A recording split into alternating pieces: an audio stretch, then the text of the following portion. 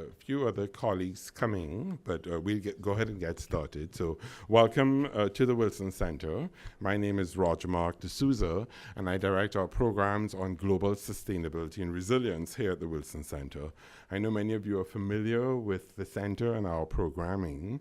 We are established as a living memorial by Congress to President Wilson, and a lot of the work that we do focuses on international development and looking at what are the key policy opportunities to engage in that space and what are some of the practical innovative solutions that we're seeing on the ground. So in recognition of the work that we do across disciplines, most recently we were recognized by the University of Pennsylvania as the #1 think tank globally for transdisciplinary research. And I think that's really exciting for us because of our work on climate change and the environment really looks at how we can address these issues from a cross-disciplinary perspective. Most recently, we were looking at how we address issues on vulnerability, resilience, and climate change impacts in small island developing states. We've been doing a series of conversations looking specifically at SIDS to determine what are some of the innovations on the ground, what do we know with regard to vulnerabilities, how are communities and policymakers and donors addressing these challenges. So this is a continuation of these conversations that we have been having. I came across an article just last week and I was struck by the content of the article. And it says, unless you're cocooned in a tourist bubble, it is hardly possible to miss God when you visit the Pacific Islands. In every village and on every main street, there seems to be a church or temple, packed to bursting point on holy days. It is testament to the considerable influence of spirituality on the way people live in the Pacific. And the island goes on to talk about the disconnect between the reality of people's lives in an island setting and climate change programming. So I'm really, really thrilled that we're able to host our conversation today, Religion and Climate Diplomacy in Small Island Developing States. And we're able to do so with a number of colleagues who have been looking at this issue from an international perspective, from the perspective of the negotiations, from on the ground in the Caribbean, and also engaging partners in the Pacific.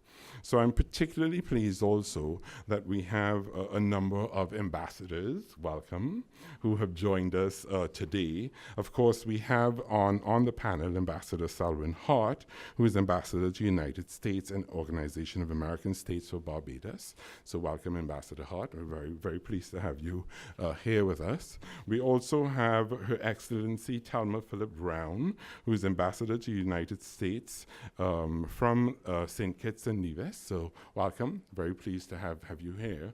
And I believe, has Ambassador Gilchrist arrived yet? I know we're also expecting Ambassador Gilchrist, who is the ambassador from St. Vincent and the Grenadines, and I know we will look out for her as we proceed. So I'd like to start by asking my colleague, Dr. Robert Albro, who's a research associate professor at the Center for Latin American and Latino Studies at American University, to talk to us a little bit about the framing of a project that we are working on in conjunction with partners at American University. And as you will see from his bio sketch, he is the co-PI on a project that's being supported by the Henry Luce Foundation, and it's on religion and climate change across regional perspectives. So Rob, I'd like to invite you to come up to tell us a little bit more about that work. Thank you. Well, good afternoon. Glad to see everyone here. As Roger Mark mentioned, my name is Rob Albro. I'm an associate research professor at the Center for Latin American and Latino Studies at AU.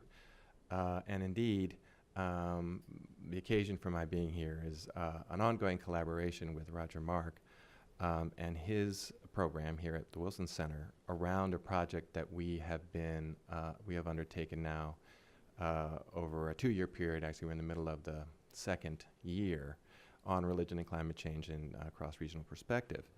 So I'll give a quick overview of that project in a moment, but I would also like to thank the panelists for, distinguished panelists for coming together for this conversation this afternoon.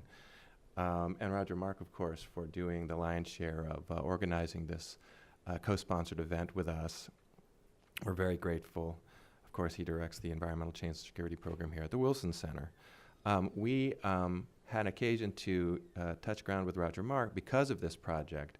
And part of what we're doing here, this is a conversation, if you will, on the way to a more broad-based workshop that we're actively planning now for on this topic, which is to say a focus on the comparison between the Pacific Islands and the Caribbean around questions of the intersection of religion with climate change in Trinidad at the University of the West Indies, St. Augustine. And Roger Mark's been very instrumental in helping us bring that together, so I'm thankful for that as well. He mentioned in passing, but I just want to also recognize the Henry Luce Foundation's initiative on religion and international affairs for their support for this 2-year project. I'd also like to acknowledge our center director, Eric Hirschberg, who's right down here, who is also a co-PI on this project with me, which is actually being led by a colleague of ours at American University. His name is Evan Barry, who is in the Philosophy and Religion Department, and he's the lead in this effort. But he couldn't join us today. He's on the West Coast, I think, enjoying himself. So this project, just very briefly, builds on a previous Luce-funded project of ours, which we completed now a year and a half ago, which focused on the intersection of religion with environmental conflict in Latin America specifically. And one of the outcomes of that project is an edited volume that we produced, the title of which is Church, Cosmovision and the Environment, Religion and Social Conflict in Contemporary Latin America, which is due out either late this year or very early next year with Routledge. And on the heels of that project, reflecting on what we thought was valuable about that engagement, we elected to both expand our regional scope beyond specifically just Latin America to include other key global regions dealing with questions of climate change in various ways, and then focus in specifically on climate change as opposed to environmental questions generally, excuse me. And we've done this in a number of ways. I'm just going to briefly give you a sense of kind of how we framed this work going forward. On the one hand, we're interested in a variety of specific climate-related effects. The ones that we've focused on are all connected in so far as they have a shared thread. The thread connecting them is water-related issues. So we're concerned with questions of water scarcity in large urban metropolises of the global south. We're interested in the conversation here represents another moving part of this, which is small island vulnerabilities in the Pacific and the Caribbean. A third dimension of this is a focus on glacial melt, and we've tended to see that as a kind of comparative dialogue between the Himalaya and the Andes. So we've involved these global regions, but we've done so in a way in dialogue around shared questions of climate-exacerbated effects that also have relevance for Latin America, but beyond.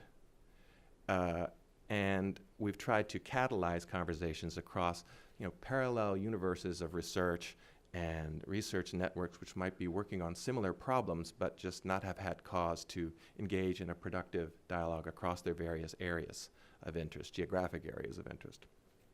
At the same time, we are, this project is broadly conceived as examining the intersections of religion with climate change. And so on the religion side, we've similarly broken this out in a number of specific ways. 3 particular concerns that we've been highlighting throughout. The first is a focus on the role of religion in climate discourse and practice with an eye toward the public sphere, specifically policy and mostly, although not exclusively, national level politics.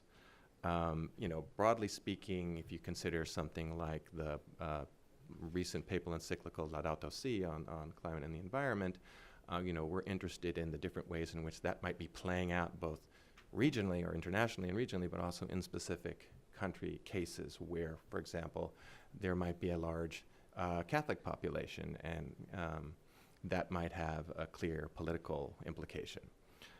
So that's sort of one level. Another level is we're very interested in the different ways in which religious actors, religious organizations, and perhaps less obviously religious concepts of various sorts are influencing and shaping the ways in which people are conceiving of the problem of climate change. And this could include things like a conception of nature that underwrites a sense of urgency or lack thereof around the issue of climate. A third way in which we've been thinking about this, and this one has been, I think, less obvious, more counterintuitive, is the ways in which religious change might in turn also be driving climate, the ways in which climate change might be driving religious change. So we're interested in looking at how different religious communities are responding to the question of climate and how that might be shaping the ways they think about their basic identities going forward.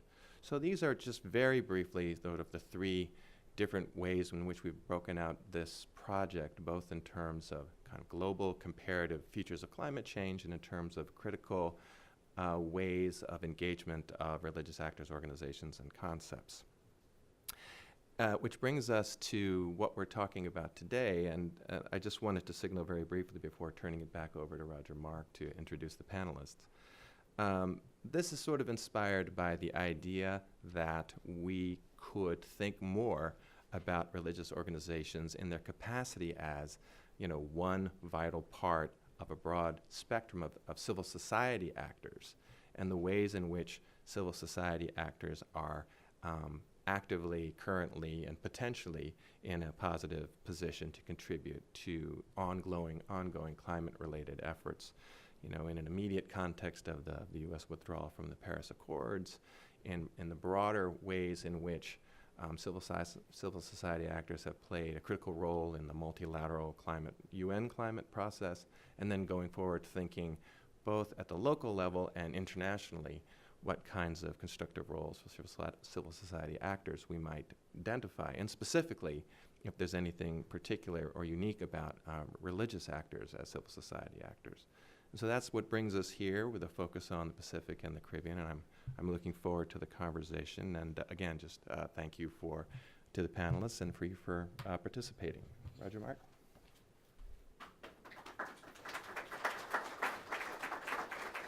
Thank you very much, Robin. If I can ask the panelists to please come up so we'll get started. And I'll ask you to refer to the short bio sketches that you have of the participants. So we have 4 colleagues who are joining us, and we are actually going to start with Yamide Dagne, who is a senior associate at the World Resources Institute in International Climate Action. And Yamide leads WRI's projects on the UN Framework for Climate Change Convention, and after managing the Project Act 2015 around Agreement for Climate Transformation in 2015 under the design of the 2015 Climate Agreement, she's now leading research, analysis, and stakeholder engagement regarding implementation of the Paris Agreement. So we've been hearing a lot about the Paris Agreement. One of my colleagues went home and said her 8-year-old daughter said to her, "What is the Paris Agreement?" So I think we've been having unprecedented discussion about the Paris Agreement at various levels. So Yamide, I hand it over to you to kick us off.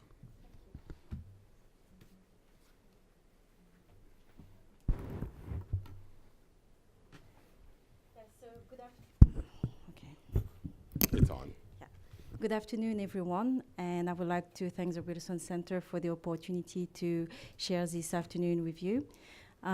So I don't need to introduce myself, and I will go straight into, I was asked to present you what we understand the state of play is in terms of, post-Paris and after the withdrawal from the US. And I would say the following: you have heard, the recent outcome of the G20, I think, one of the first image does speak for itself. We don't have to repeat. I mean, the US is now getting more isolated.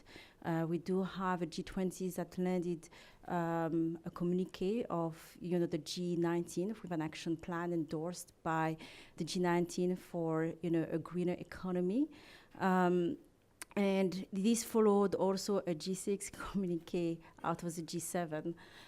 So yes, a more isolated US and a more distributed leadership that shows not only the other biggest economies of the world still resolving in pursuing action towards a transformed society for a greener future, but also the most vulnerable countries. So you do have also the Climate Vulnerable Forum that I have highlighted. Since last year, actually, they have made it clear that they would be going for a journey of 100% renewable by 2050. And some of them are planning to come up with some enhanced NDCs, their enhanced climate actions, much earlier by 2020.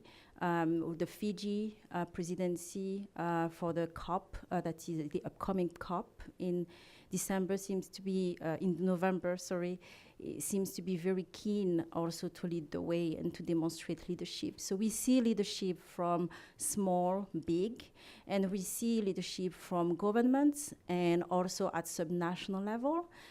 So in green, I have highlighted also, and this is part of this distributed leadership, the key messages that we heard from businesses, from cities, from states that we are still in with the Americas Pledge.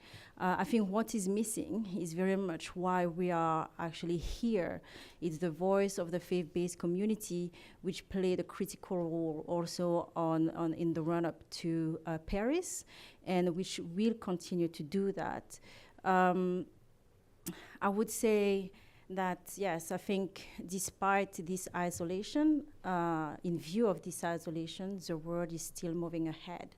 The resolve is there, it's irreversible. And what it means is that in the international fora, we're going to look at three main issues. The implementation, demonstrating the irreversibility of the Paris Agreement, will rely on the ability to implement it, really.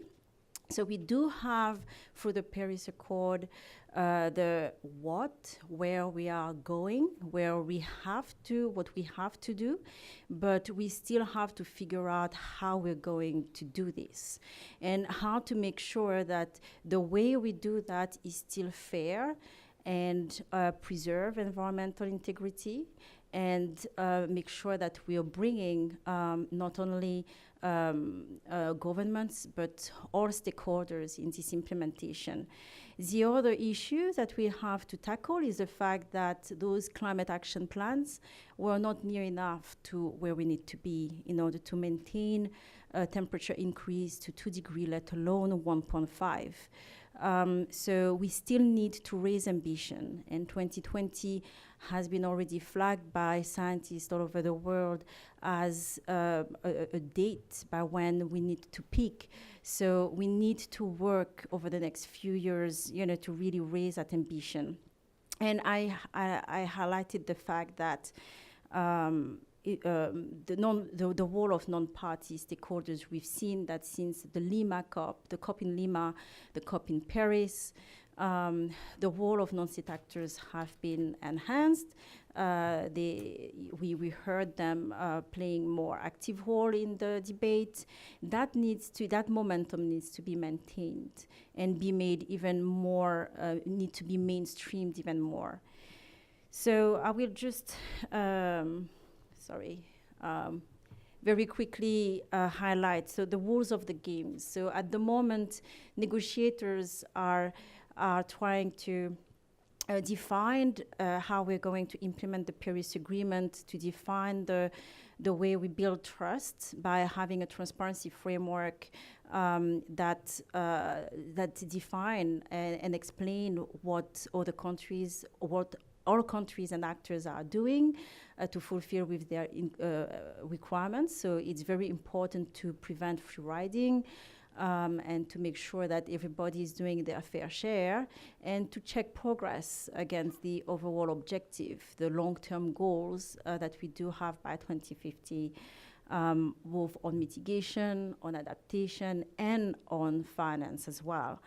But also we do need to set up the rules to and increase emission over time, not increase, to increase the ambition over time. So there's a global stocktake that was created. And this is a very unique feature. It never existed before under the UNFCCC policy process, and we need to figure out how it could work, acknowledging that this Paris Agreement is also it's an hybrid. It's also driven by country. We need to respect their national sovereignty. So how to still have an effective process that really push countries to do really their best to go beyond what they would have planned otherwise.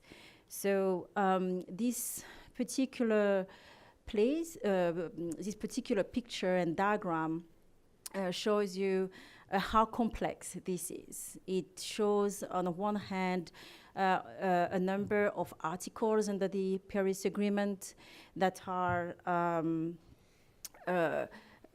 very much linked and inform the transparency framework, what countries have to report, and then how this is going to review, how this is then going to inform, how collectively we're doing to raise ambition and to fulfill our requirements, how it's going to inform this mechanism that was also set up under the Paris Agreement to promote compliance and facilitate implementation.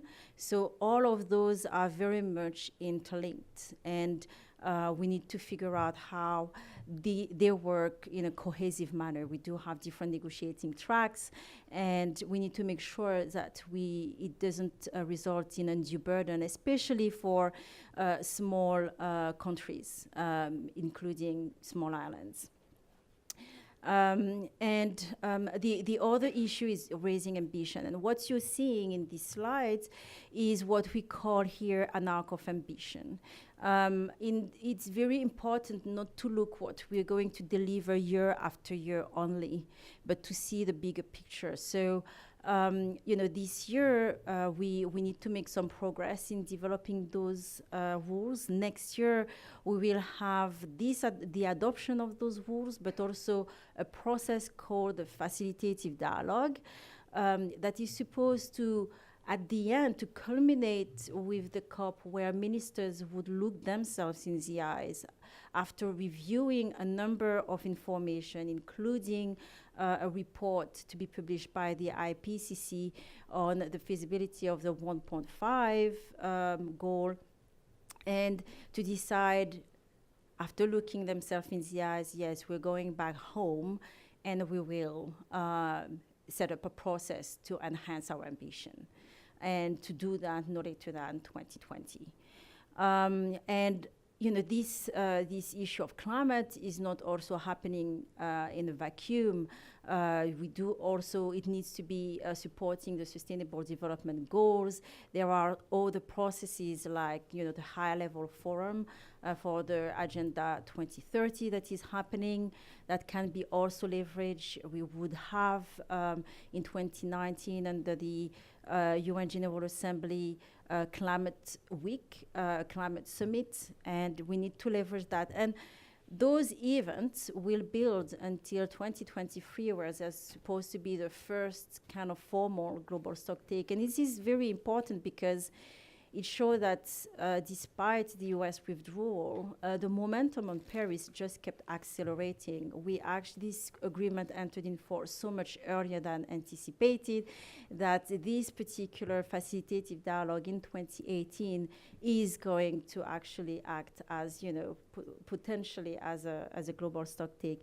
And then we look at, longer term, 2050. And the Paris Agreement calls countries to align their national climate plans by 2025, 2030 to the longer term, to make sure that they do not look out from leapfrogging, from a more much prosperous future. And it's very important when you consider all the infrastructure investments that are being made now and will have an impact over the next 15 years. So how to make sure that those countries meet their urgent needs and at the same time are not locked out from opportunities in the longer term. So that's why we are looking at this arc of ambition. And very quickly, this slide is going to be there with you. This is just an emphasis of why 2018 is such an important year. We're going to have this facilitative dialogue, which we see as a process, not just culminating at COP24, but we need to provide enough space for countries to look at, to learn how they can overcome some barriers, learn how they can seize opportunities to go further faster. Actually also provide space and highlight naming and faming, not naming and shaming, but all those front runners, because they are there. We heard recently that Argentina has already finished to go through a process of reviewing their NDCs. France is announcing additional actions after China, India. We do have Norway also on electric cars. So things are moving, and hopefully we will be able to maintain that and to create the right signal. And then I think there's also an agenda, and my colleague Christina Chen will talk to you a little bit more. This is a space for non-state actors, and we do have what is called the Marrakesh Partnership, which is the forum for those non-state actors. And I guess what is going to be important there, and you're going to hear a little bit more in the next few months, is this initiative by the Governor Brown to hold a global climate action summit for non-state actors in September, just a week before the UN General Assembly next year. And these facilitative dialogues that I told you about, which is the formal process in the UNFCCC, will build out of that, because during that summit, it's really a matter of demonstrating this transformation is already underway, but we can still even go further faster, and that future is exciting. So I think that's one of the stakes, how to keep momentum into this particular setting, and also getting the governance right to lead and to empower to go further, faster. This slide is just to tell you that, again, I mentioned distributed leadership. This is supported by a series of events. Things are not happening in a vacuum. We will need to leverage, the G7 by Canada, the G20, chaired by Argentina. There's going to be the WEF, World Bank, IMF meetings, those two major events that I mentioned. Within the UN as well. So a lot happening, and we need to make sure that it doesn't look so overwhelming, but it tells a story each time, and we'll build upon them. And we are working very much with different organizations to try to make sense of that. And I will stop there. My colleagues is going to go further into what it means from a diplomacy point of view. And thank you for listening. Thank you very much, Yamida. So you make this compelling case that movement is continuing. There is momentum. And you talk about distributed leadership in terms of the level of cities, businesses, and citizens. From the perspective of small island developing states, do you think that this distributed leadership allows a greater opportunity for climate innovations in a small island setting? Absolutely. I think I've seen in one of the leaflets papers, the use of the word incubators. I think islands have played both a more, they really embrace this more kind of push for going further, playing the card and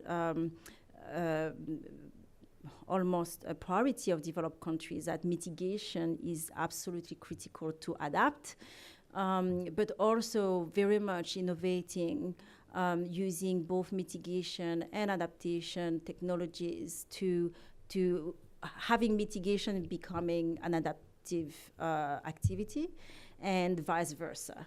And I think using the minimum resources that they do have really to demonstrate a lot of creativity. And I think this is very much grabs. This is becoming, even if they are small, as a group of small islands, it became very influential. They played a critical role in these forums that I told you about, the Climate Vulnerable Forum. A few, of those islands are, part of that and leading. And yes, I think that's, and we are very happy and looking forward for the Fiji also leading this COP to just reaffirm that. Great. Thank you very much, Yamide. So, Christina, we come to you now. Christina Chan is the director of the Climate Resilience Practice at the World Resources Institute. And prior to joining WRI, she was the branch chief at the U.S. State Department's Climate Change Office, where she led U.S. government efforts on global adaptation policy. Prior to that, she spent 8 years with CARE working at community-level interventions around disaster-related risks and leveraging CARE's on-the-ground work with communities to inform international policy advocacy with the United States. So, Christina, tell us a little bit about your perspective from the diplomatic side. Thank you, Roger Mark. And I just want to thank you for hosting this event, because I think the topic of religion and religious communities and faith and climate change is incredibly important, and I would say particularly for small island developing states. So I was asked to speak about the changing or evolving nature of climate diplomacy, but I wanted just to take a few moments just to really emphasize, Yamid presented a few slides on the importance of getting the rules of the game right, and I just want to emphasize how important and why that is just so important from the perspective of the impact of climate change on SIDS. And I know we'll hear from Lizzie and Ambassador Hart. But for me, just speaking from the perspective of climate diplomacy, the transparency regime and getting the rules right is so critical in terms of increasing ambition and increasing the odds of as a world, actually achieving our temperature target, and what that means for the impacts of climate change in small island developing states. As many of you who have likely here in the room and watching have followed the Paris Agreement, the mitigation targets were not legally binding. It's the transparency regime and what Yamid is calling the rules of the game, that's what's legally binding. And it was this transparency regime that is the mechanism to ratchet up that ambition. And if we don't get that right, that will make or break, I think, the Paris Agreement. In addition to other important aspects like finance. But I just wanted to make that point because there was a lot of information on those slides, and some people, when we talk about transparency regimes and rules of the game, we kind of wonder, what's the point? And I just wanted to emphasize that. So back to the topic I was actually asked to speak about, the changing nature of diplomacy. I actually don't think that this notion of distributed leadership is new. And I know we're focused on it in the aftermath of the announcement by the Trump administration to withdraw from the Paris Agreement. But distributed leadership and the changing nature of climate diplomacy, the role that small island developing states have played in climate diplomacy has been, that's not new. And the SIDS have been playing and punching above their weight and showing and demonstrating moral leadership for quite some time, since the beginning, actually. So to my remarks, I would say that the landscape and the nature of climate diplomacy has been evolving over the recent decade, in three ways, and Yamid has touched upon it, a few of these points. The first is the changing and nature of and influence of non-state actors. And non-state actors is a very dry way of saying everyone but national governments, including faith-based organizations. The second way I've seen it changed is the new coalitions that have formed. And the third is that while the UN Framework Convention on Climate Change remains the primary place for global negotiations on international climate change policy, it's actually no longer the only forum. And I think that's an important point to make as well. So to the first point on non-state actors, and they're playing a much stronger role. They helped influence, for example, the terms of the Paris Agreement, and they have a home in the Paris Agreement, the Paris outcome. There's something called the NAZCA, NAZCA, which stands for Non-State Actor Zone for Climate Action. And the NAZCA is a global platform that brings together action commitments by companies, cities, subnational regions, investors, civil society organizations to address climate change. It was launched by the Peruvian presidency of COP20, and it built the momentum and support for the Paris Agreement. And the Paris outcome actually welcomes the efforts of these actors to scale up their climate actions and encourages the registration of those actions on the NAZCA. And I wish I had had a little bit more time. I'm curious to see of the registered actions on the NAZCA, how many are there actions registered from faith-based organizations. Another avenue for non-state action is through the global climate action agenda that Yamid had a slide around. And that action agenda, as Yamid said, was solidified in Marrakesh last year. We have the Marrakesh Partnership for Global Climate Change Action, which provides a framework that can help accelerate the scale and pace of climate action among both parties and non-parties. And the way the cycle, it's a cycle that resets itself every year. So at the end of, at the COP of each year, priorities would be set based on COP outcomes. There are two high-level champions, and those are represented by both the incoming and outgoing COP presidents. Once those priorities are set after each COP, there would be regional thematic meetings with the aim of identifying and removing barriers and spurring action. Then those regional meetings would be followed with technical expert meetings, and then a global thematic meeting would follow. And the idea is that all of this action throughout the year following a COP would culminate with the high-level champions facilitating the announcement of new initiatives and more ambitious actions by parties and non-party actors. So that's another avenue for climate diplomacy. Non-state actors in the U.S., and this is, Yamid also touched upon this, have galvanized in the aftermath of President Trump's decision to withdraw from the Paris Agreement. U.S. states, cities, and businesses have reacted strongly to that withdrawal, announcing support for Paris, announcing their own targets, and announcing partnerships with other countries. We've seen the birth of the U.S. Climate Alliance We Are Still In, and various pronouncements by mayors. And as Yamid said, the state of California is hosting the big climate summit at the end of this year, or at the end of next year. So that's the piece on non-state actors. The second point that I had raised in terms of how it's changed is new coalitions have formed. You know, one coalition that formed in the run-up to Paris that heavily influenced what the outcome of the Paris Agreement was the High Ambition Coalition. The HAC was formed in the run-up to Paris. It was spearheaded by Tony DeBruym from the Marshall Islands, and HAC led the way in shaping both the temperature goal as well as the mechanism for achieving that goal. More than 100 countries, both developing and developed, were part of that HAC. And this wasn't actually the first time the SIDS led the charge on increasing ambition. The Maldives founded the Climate Vulnerability Forum in 2009 in the lead up to the Copenhagen negotiations. The founding countries of the Climate Vulnerability Forum pledged to demonstrate moral leadership and committed to carbon neutrality. It sought to raise awareness and increase awareness of countries considered the most vulnerable to the impacts of climate change. Maldives was its first chair, Kiribati was its second, and there have been several since. In 2013, the Marshall Islands also spearheaded the Madrid Declaration, a declaration of mitigation actions countries would take in the lead up to the Paris negotiations. And again, since the announcement by President Trump to withdraw from the Paris Agreement, we're also now seeing countries working together in different ways to implement the agreement.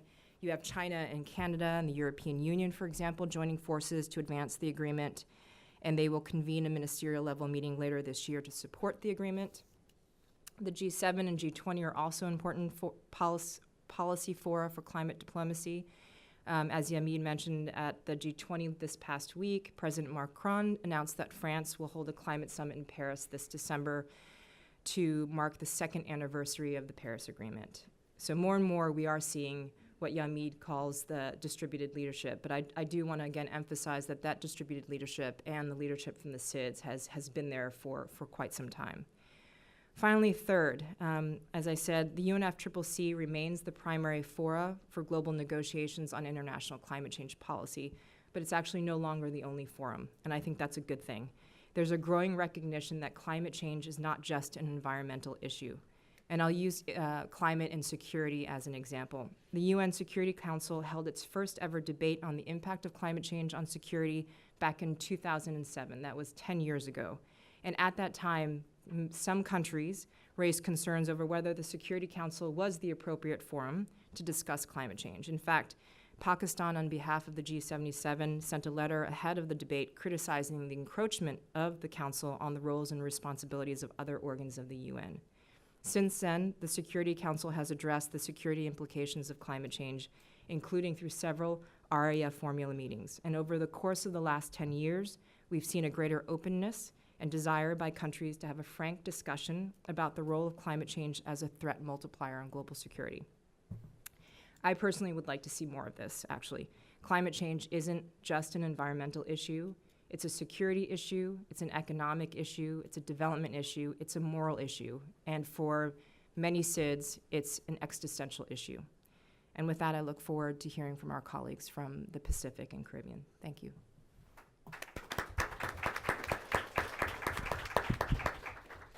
Thank you very much, Christina. I think it's really good to see those three different areas that you have identified in terms of looking at climate diplomacy. And I wonder, from your perspective, have you seen a difference in ways that SIDS from the Caribbean versus SIDS from the Pacific have engaged?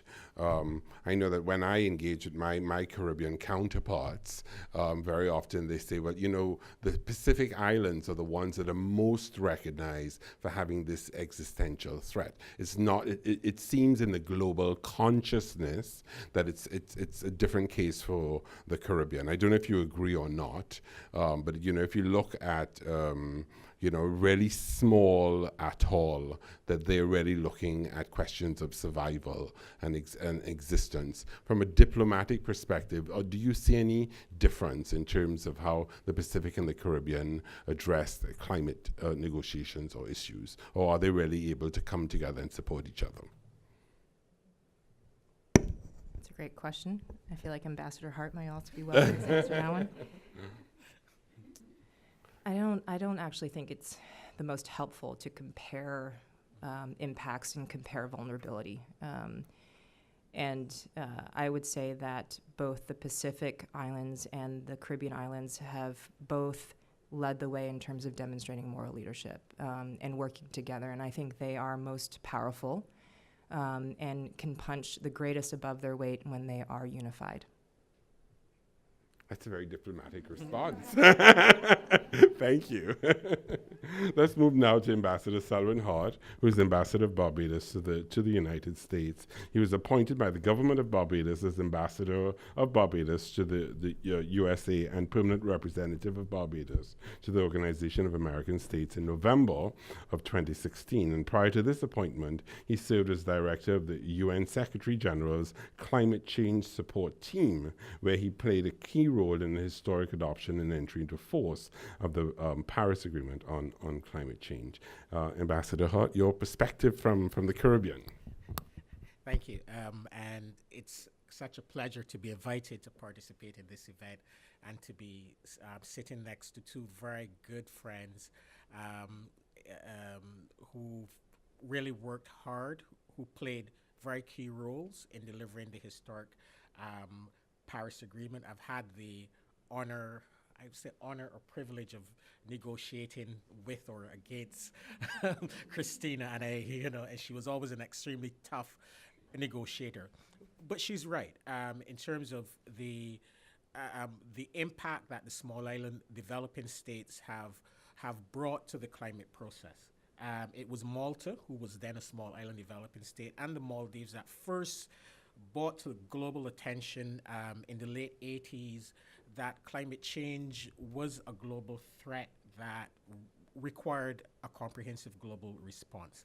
And that led to the creation of the United Nations Framework Convention on Climate Change. And in every stage of the evolution, at every stage of the evolution of the climate process, from the adoption of the Kyoto Protocol, the Berlin Mandate that saw the adoption of the Kyoto Protocol a few years after, to the Bali work, to the Copenhagen stage, to the Paris Agreement, small island developing states have played critical role in what Todd Stern, your former boss, once said, burning the flame of ambition.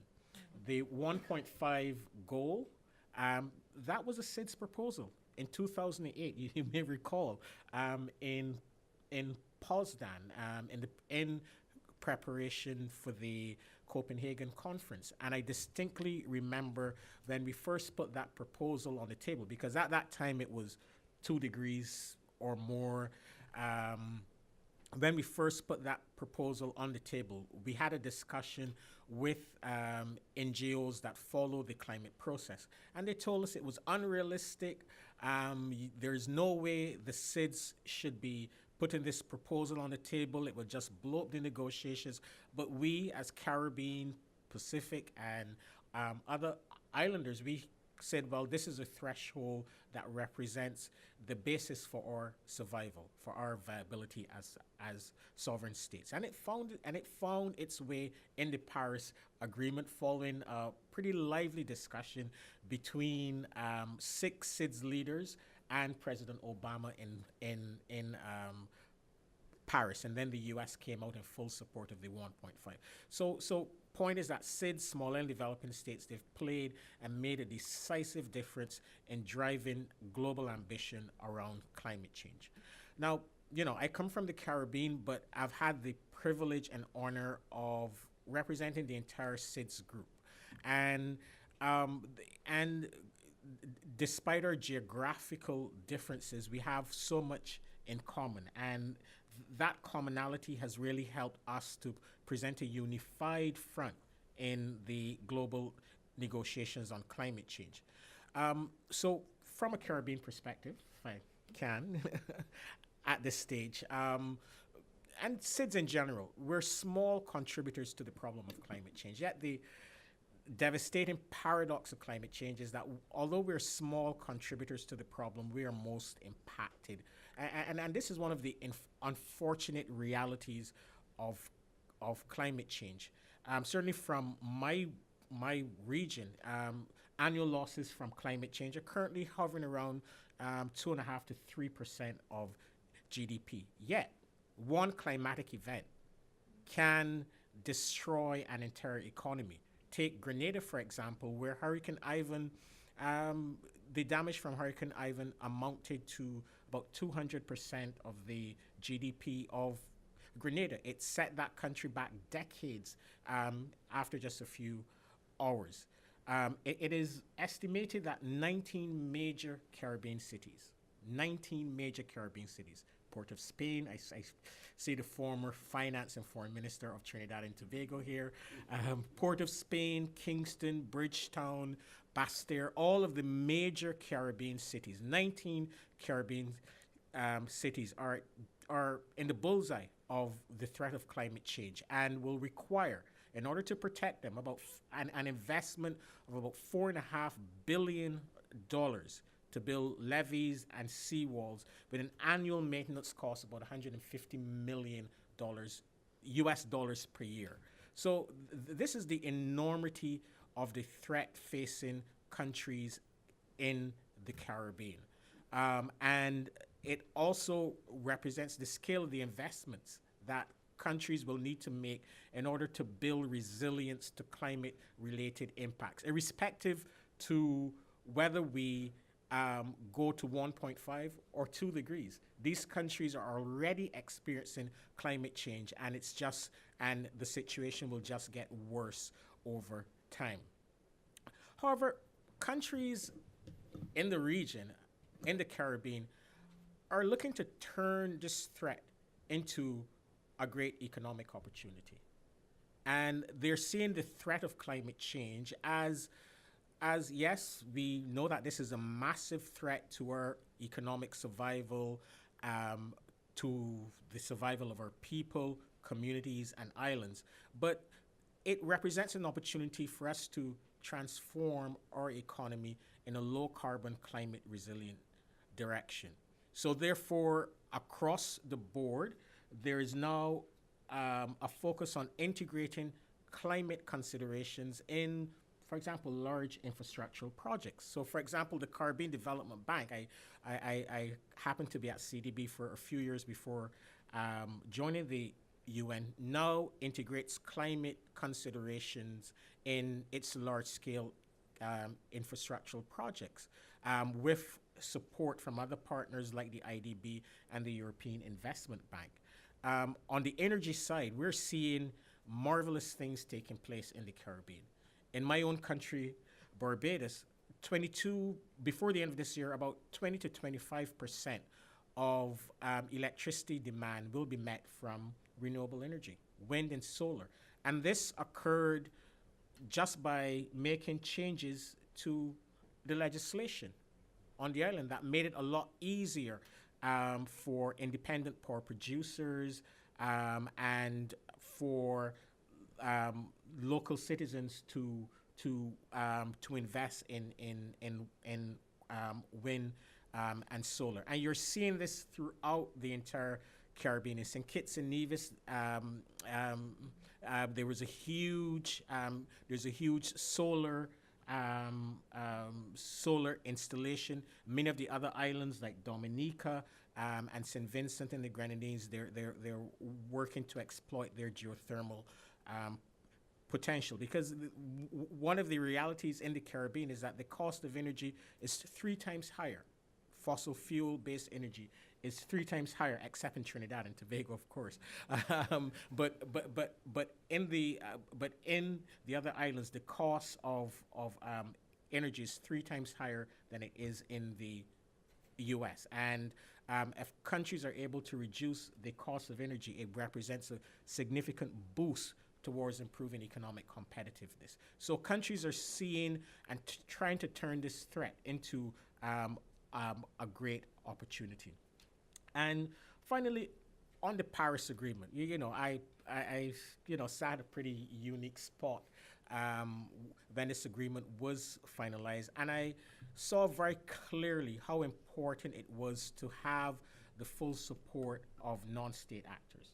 Non-state actors including the private sector, investors, entrepreneurs, faith leaders, non-governmental organizations. It was extremely important to have that group on board to support the decisions that political leaders were making in the formal negotiating process. So therefore, in 2014, Ban Ki-moon convened this climate summit, which I think represents the turning point in terms of bringing political leaders, individuals from the private CEOs, because it was pitched at that level, from the private sectors and leaders of civil society, including faith leaders, in the same room. Political leaders felt they had the full backing of their private sector to make ambitious announcements and commitments to address climate change, and leaders from the private sector felt convinced that they could make the necessary investment decisions because they were getting clear policy signals from governments. And of course, civil society and faith leaders just asked everyone to be more ambitious.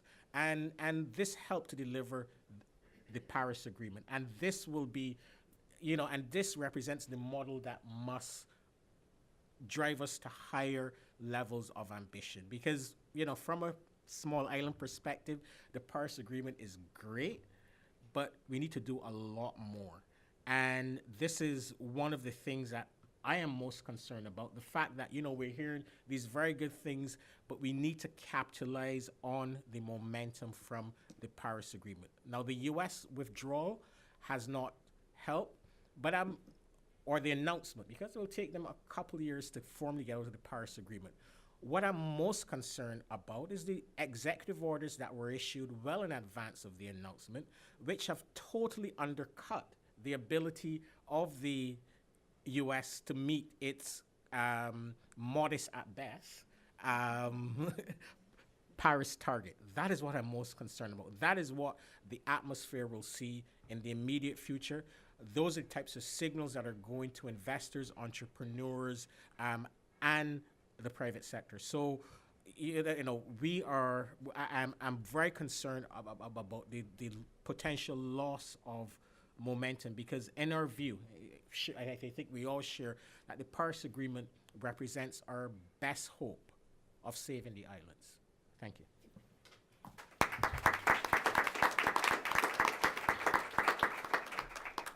Thank you, Ambassador Hart. So you talk about the importance of non-state actors, and I wonder whether you could talk a little bit more about some of the specific ways that you have been able to interact with faith leaders. There was this 1.5 movement was so instrumental. Did you see faith leaders being able to get behind this? Were you hearing this in sermons? How did that play out? Did you see any of that having a very important role on the international side? Talk a little bit about that. Okay. Yes. It made the papal encyclical. I was in the SG's office at that time, and that made a decisive difference in the global discourse on climate change, and it really helped to drive. It brought global attention to what was taking place in the context of the UNFCCC, and it really helped to especially in the United States, certain voices, the conservative, voices, it really helped to mute that group to some extent. They're still very, but it really helped. It really helped, and you then saw other religious leaders following suit. So you had the leader of the Episcopal or Anglican faith following suit. And, I then attended a conference of Islamic faith leaders in Turkey, which also issued a very ambitious statement on climate change. So you had all the major faiths rallying around ambitious action on climate change, because in every faith, there's this notion of I am your brother's keeper. So this really helped to drive momentum around an ambitious outcome in Paris. Thank you very much. So we go now to Lizzie McLeod, who is a climate adaptation scientist at the Nature Conservancy's climate work on the Asia Pacific region, and is the science lead for the Reef Resilience Network, which is providing scientific guidance and resources to help coral reef managers globally address the impacts of climate change and local threats. So Lizzie, I know when we were talking a little bit about this session, you were telling me that you were engaging with partners in the Pacific, and you're hearing a lot of them talking about these connections. What are you hearing? Thank you very much, Roger Mark, and thank you very much to the Wilson Center for hosting this important event, and thank you also to my fellow panelists. I'm really honored to be here today to share and amplify the voices of my Pacific friends and colleagues. And throughout my talk, I'm going to include many of their words and the words of Pacific Island leaders who have so powerfully fought to bring climate change to the global stage. A common refrain that we hear in the Pacific is that they are literally on the front lines of climate change. Increasing sea level, ocean and sea temperatures increasing are leading to food and water shortages, flooding and erosion. And when homes and lands become uninhabitable, environmental refugees are left behind. The vulnerability of the islands is repeated in scientific reports, in news articles, and in policy briefs. But what's underappreciated, and what I'm so excited to hear that we've heard on this panel today reinforced, is the extent to which Pacific Island leaders and communities have taken a global role into shape climate advocacy, both in calling for ambitious emissions reduction targets, and also in implementing strategies on the ground to help communities to be more resilient to climate change. Pacific Island leaders have made powerful statements at global events like the COP in Paris. The Prime Minister of the small island of Tuvalu said, "Just imagine you are in my shoes." I believe that no leader in this room carries such a level of worry and responsibility. No leader can say that the total of his territory, that all of his citizens will disappear if we allow temperatures to increase 1.5 degrees. Selena Leem is an 18-year-old girl from the island of Majuro in the Marshall Islands. She spoke at the final plenary in Paris. She said, "This agreement is for those of us whose identity, whose culture, whose ancestors, and whose whole being is bound to their lands. I've only spoken about myself and my islands, but the same story will play out everywhere in the world. If this is a story about our islands, it is a story for the whole world."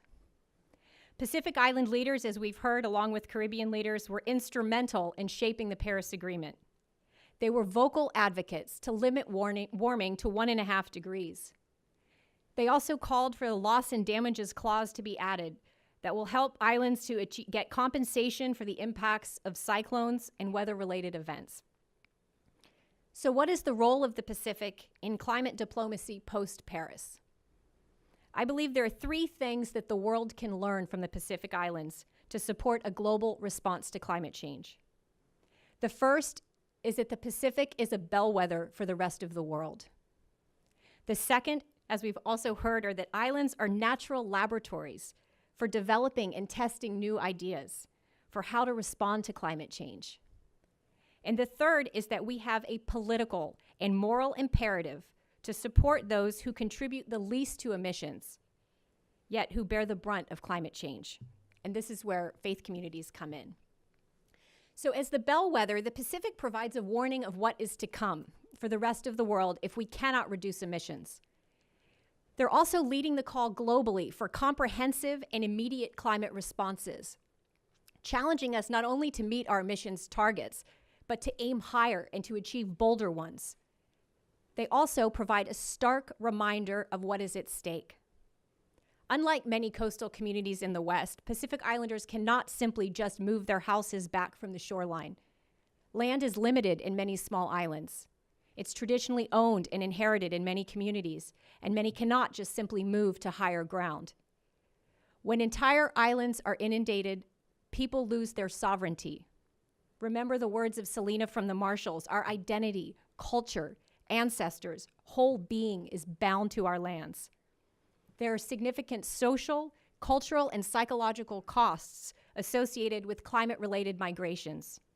Loss of tradition, loss of language, loss of identity, livelihoods, community cohesion.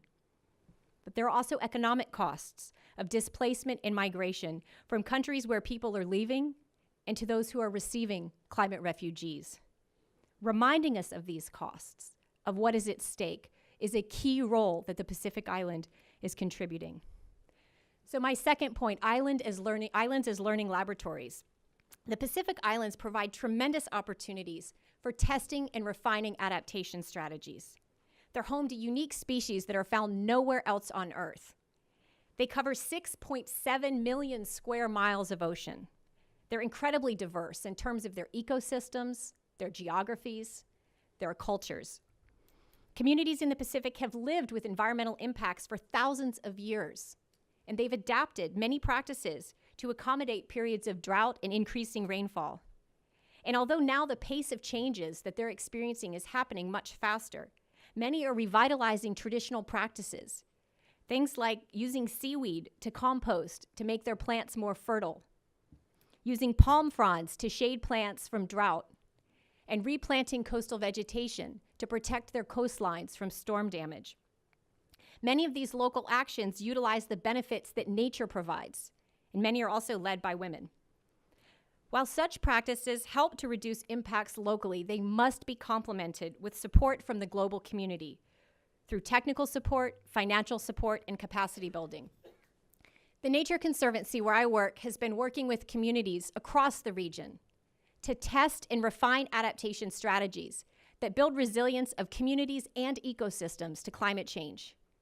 We're also developing innovative climate finance mechanisms, such as incorporating nature into insurance risk models, piloting insurance products that incentivize nature-based defenses like coral reefs and mangroves. And we're working with the islands to roll out successful examples and share them across the region. So now my last point, the injustice of climate change and our political and moral imperative to act. And I'd like to take a few minutes here to share some words from my friend Berna Garong, who's based in Yap, which is in Micronesia, talking about her views on how climate change is affecting the region. But I know from being, like you're tied to your land.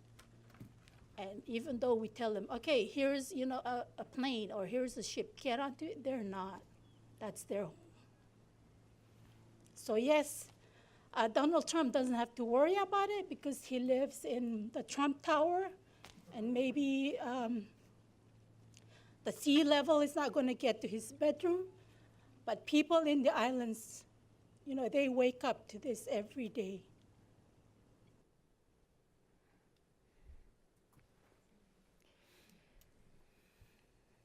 The Pacific produces 0.03% of global emissions, yet they bear the brunt of climate change. Beyond climate advocacy and implementing adaptation options, they are at the mercy of the largest emitters of greenhouse gases to meet global emissions targets. Thus, climate change shifts from being a purely environmental issue to being a political and moral one. And this is where religious leaders and partnerships with religious groups are vitally needed. Pope Francis wrote that climate is a common good, belonging to all, meant for all. His encyclical equates the protection of nature with the protection of human rights. And in addition to the Pope, all major faiths have signed declarations on climate change. In the lead up to the Paris Agreement, 1.8 million people signed faith-based petitions calling for climate action. And religious groups in the Pacific have also been actively addressing climate change. The Pacific Conference of Churches drafted the Ottantay Declaration in 2004. It was the first official statement by Christian churches in the region to alert the world to the urgency of climate change. In 2009, they drafted the Moana Declaration, which talked about the threat of forced relocation and displacement by islanders. And it also highlighted the need to care for and provide land for refugees. It provided a regional immigration policy that gave rights for refugees to settle in other Pacific Island nations. And in 2016, the Pacific Conference of Churches established the Toka Toka Declaration on climate change, disaster risk reduction, and resilience. And they called on the global community to more effectively engage churches in climate and disaster response. So in addition to these regional declarations, faith communities in the region have also been active in the negotiation of land rights at the local level, like in the Carteret Islands in Papua New Guinea. Church-run schools have included climate change in their curriculum, and they're leading faith-based environmental activities to help communities to plan for and respond to climate change. Anyone who's spent time in the Pacific knows that you're never more than a short walk from the nearest church. And despite the importance of religion in daily life and the large number of adherents, interestingly, most climate projects led by Western organizations in the Pacific are secular. A climate researcher who spent several decades said God is often sidelined in the Pacific while addressing climate change issues. It's actually the same article that Roger Mark mentioned earlier. And I've seen similar experiences play out through my own work with the Nature Conservancy, and I've seen examples also of the power of faith and conservation partnerships, like in the Solomons, where they led to increased engagement of women in environmental action and decision-making. So why is engaging faith groups in the Pacific so critical to support climate action? Faith communities have been important advocates for climate policies to help ensure that they support vulnerable communities. They often contribute substantially to development, and in many of the communities, the community water tank is located at the church. They also are often the first responders following disaster, and they are often the center of community, which provides a moral authority and an impetus for faith-inspired action. So partnerships between governments, conservation and development groups, and faith groups can bring together the ecological, social, and ethical concerns of communities to ensure that climate policies and actions are scientifically sound, support human well-being, and that the benefits are equitably distributed, and that they address the needs of the most vulnerable. So it's critical that we engage faith communities to communicate the realities of climate change, to build projects that reinforce the power of women and other marginalized groups, building on traditional knowledge, highlighting the critical role that healthy ecosystems can play in both climate mitigation and adaptation. After 15 years working on the front lines of climate change, I can share personally why faith engagement is so essential to climate policy and action. Not only does it help to ensure that our efforts are targeted at those who need it most, but it also reminds us to hold on to hope. For many living on small, low-lying islands in the Pacific, faith and hope are all that they have left. Thank you. Thank you very much, Lizzie. I think that was very compelling. I wanted to build on two ideas that you presented. You mentioned TNC's work in incorporating nature in risk models, and then you talk about the importance of engaging faith-based groups on a range of issues. And I know in some of the work that we have looked in the Caribbean, where specifically we have looked at some of the opportunities for innovative financing for covering risk associated with climate.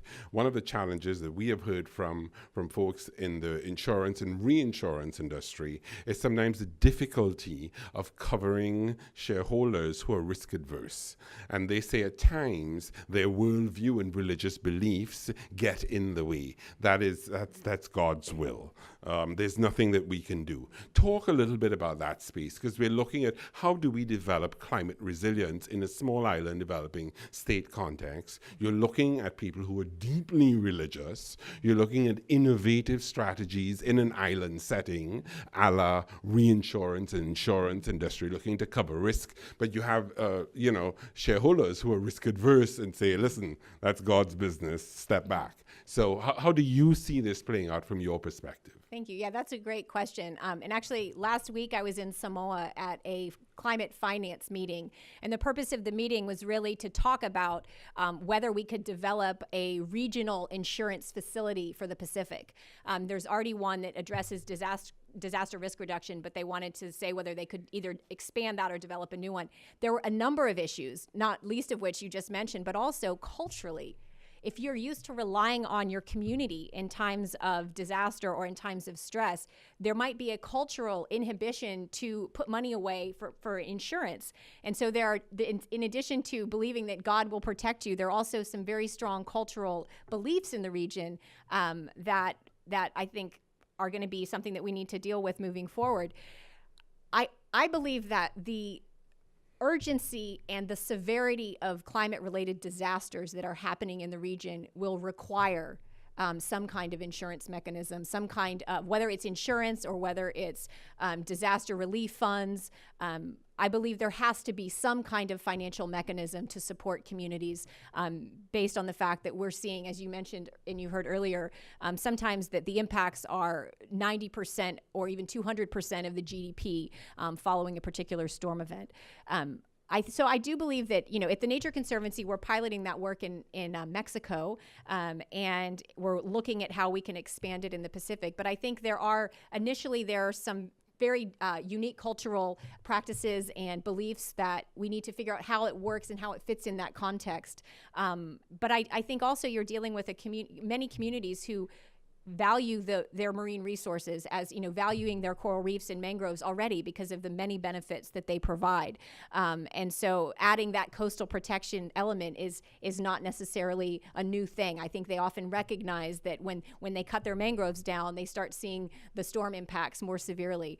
So I think there's a lot of local knowledge and awareness of the value of ecosystems in reducing the vulnerability to climate change. So I think that, there's a lot of space there, and I look forward to talking more about it. Thank you. Thank you. So I have lots of questions, but I'm going to ask just one question, and then we'll come to you. So please formulate your questions so we can get quickly through all of your questions. So I'd like all of you to imagine for a moment that you're about to launch a research project with the University of the West Indies, St. Augustine in Trinidad. And in that project, you're going to be bringing together folks from the Pacific and folks from the Caribbean to explore these connections between climate change, climate resilience in a SIDS context, and religion.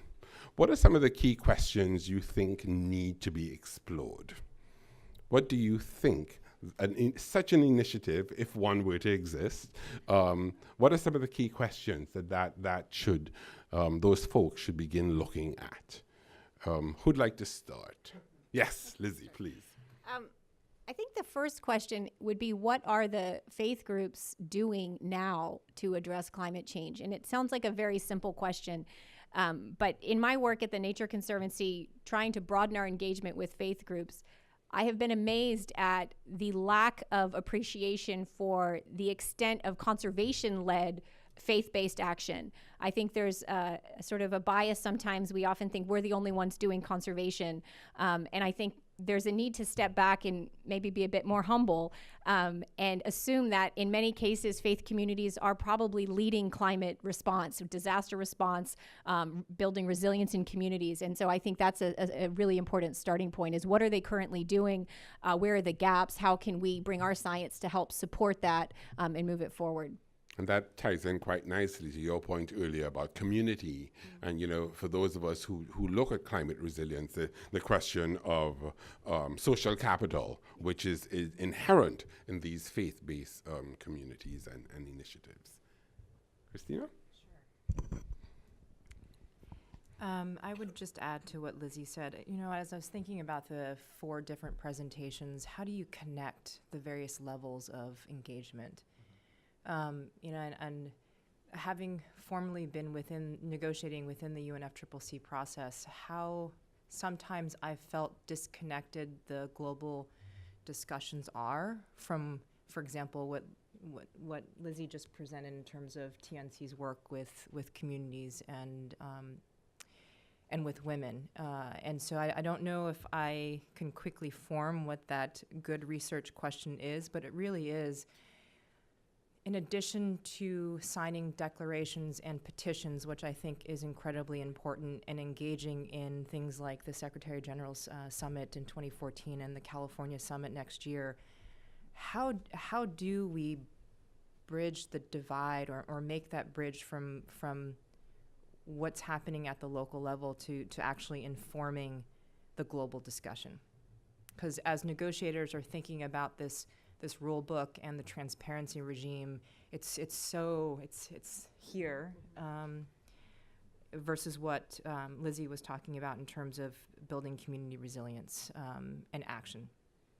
The second piece, and maybe that's related to the first piece, is the role of faith-based community in tackling this issue. If we're looking at global governance and global climate diplomacy, I'm always cognizant of the importance of issues like equity, inclusion, participation, and how can the religious community ensure that equity and inclusion and participation are principles that are upheld in the global process, particularly as I think the space for civil society may have closed a little bit since the negotiations for the Paris Agreement.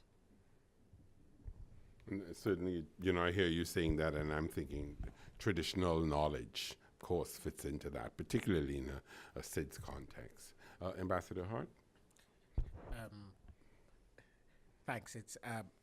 I would first suggest that this research project should be with the University of the West Indies Cave Hill campus in Barbados. Sorry, you have a Trini involved. No, but one of the good things is that the three campuses are, Cave Hill, Mona, and Cave Hill, Mona, and St. Augustine.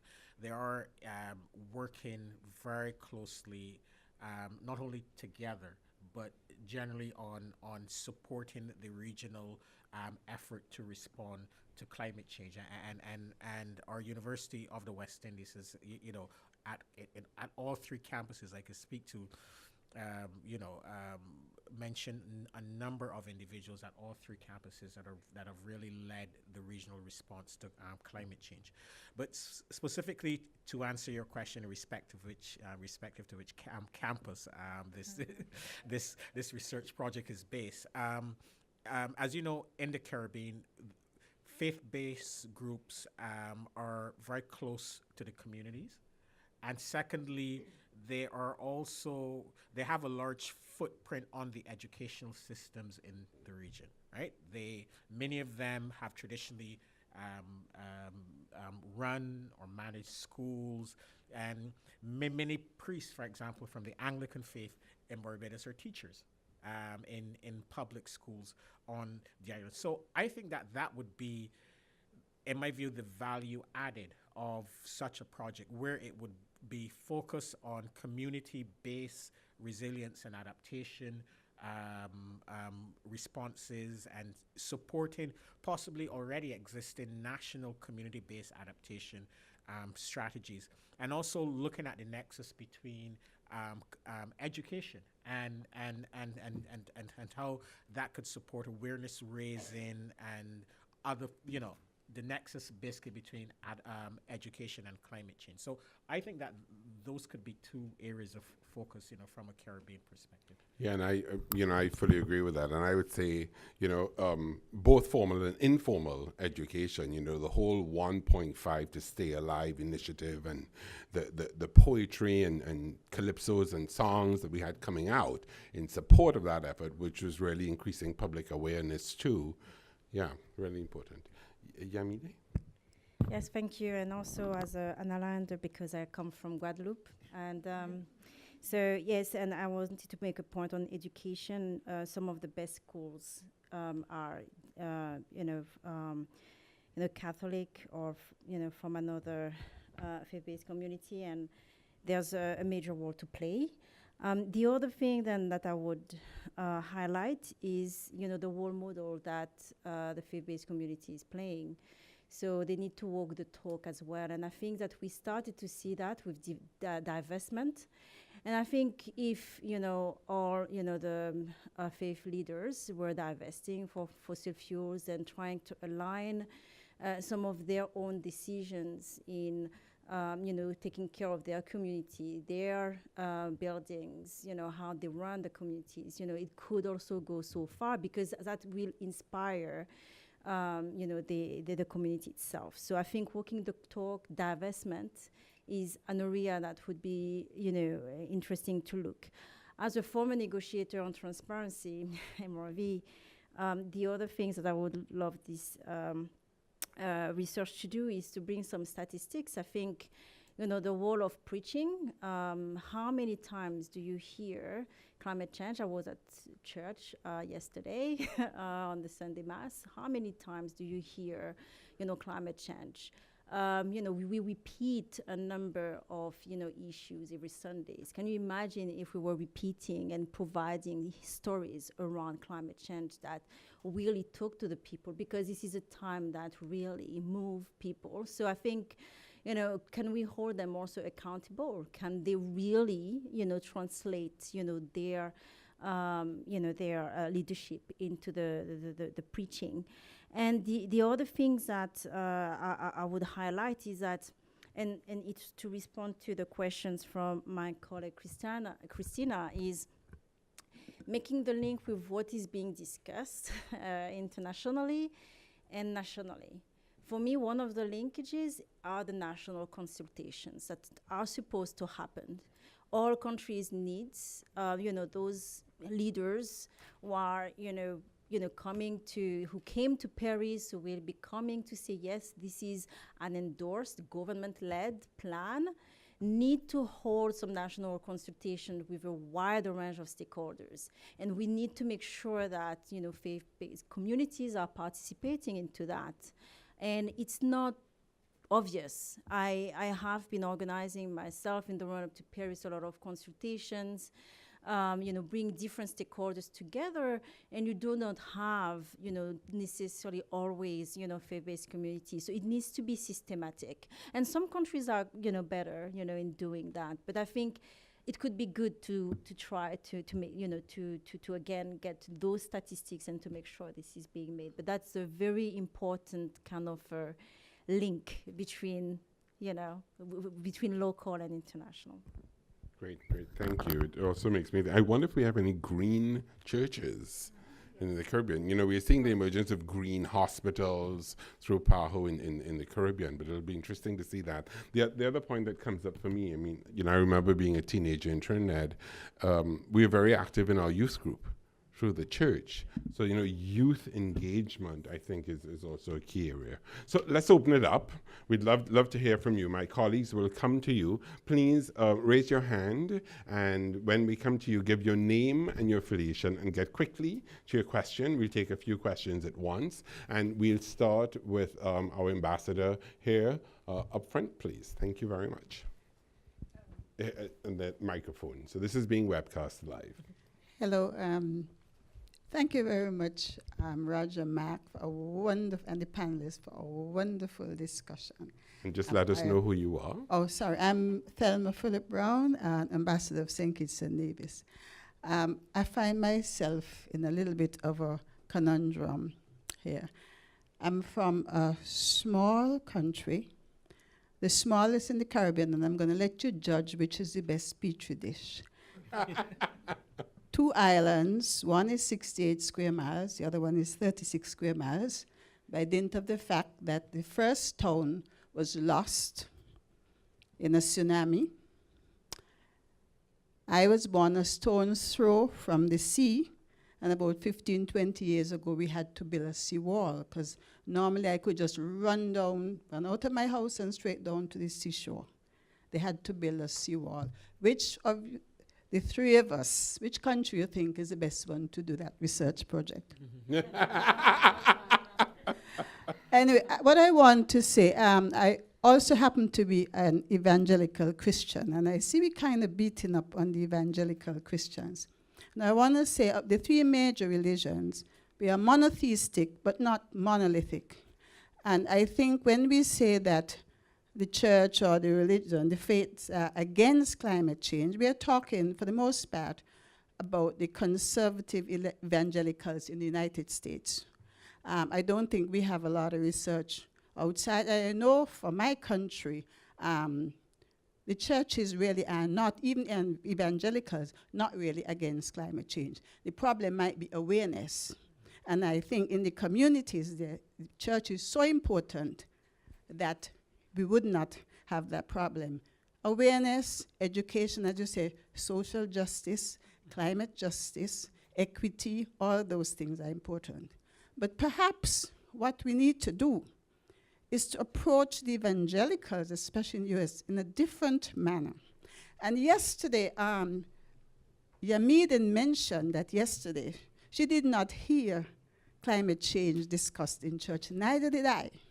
But I heard something yesterday. I don't know how many of you know David Jeremiah. David Jeremiah is an evangelical, a TV evangelist, and he actually was at the inauguration church service, which I went to. And yesterday he was talking about the new heaven and the new earth. And he actually said to the congregation, you know, if the new earth is going to be here, and we are going to be here, that will be after the rapture, then, although we don't pay attention, a lot of us don't pay attention to climate change, maybe we should need to look at it differently. And he didn't say the word, but what he was talking about essentially is stewardship. And that is important for the Christian, the evangelical Christian, stewardship of what God has created and given to us to take care of.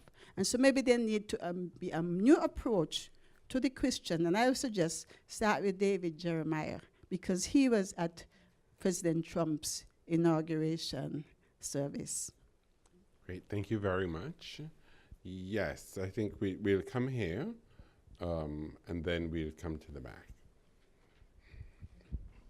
Thank you. I'm Dave Rabinowitz, and I was wondering, how would a religious leader explain the threat of climate change to the congregation?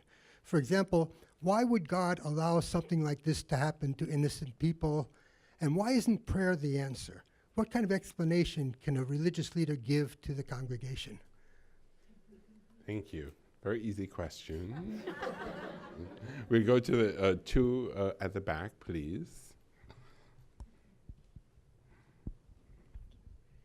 My name is Mashid Kavari, and I teach at Trinity Washington University. I was wondering if you can elaborate more on effect of climate change on environmental refugee, particularly women and children, and what has been done to protect them in terms of education, training, engagement in the region. Thank you. Thank you. Yes? Hi, my name is Marissa Vertrees, and I'm with the Global Catholic Climate Movement. One of the issues that we do work on is divestment, actually, so thank you for the plug.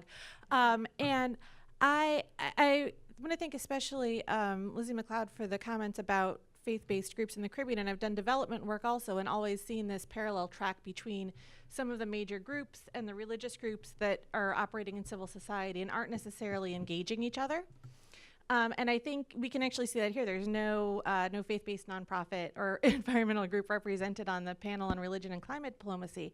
And so I'm wondering how we can better bridge that gap, both from the secular and the political world that is not religious, and also what do you think religious groups can do better to be better partners there as well, because that's something that we want to engage people in.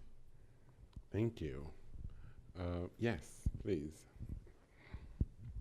Hi, my name is Camilla Gaskin-Reyes, and I'm a professor at Georgetown University, which is a Jesuit university, so we talk a lot about religion and climate change there. I'm not representing the university, but I teach a class on climate change and sustainability, and I hail from the Caribbean as well. So I have a lot of little things in my head on your question, but I won't answer it now, on what the suggestion would be on this workshop. And I'd like to see, let's put it in Guyana, because I'm from Guyana. So don't forget, we have a lot of threats because we're 6 feet below sea level. So it's just almost like an island, except we have more space to withdraw. So we may have to take all of our Caribbean families and friends up to the mountains. Now one question is on climate justice and equity and the small islands, and where is this discussion on claiming and requesting more funds to support adaptation efforts? Where is it now? Where is this dialogue? Now that the US has pulled out and probably some monies are going to be lost, where are we on this? And are we going to keep talking about this, or is it a lost cause? Because that's a question of international climate justice.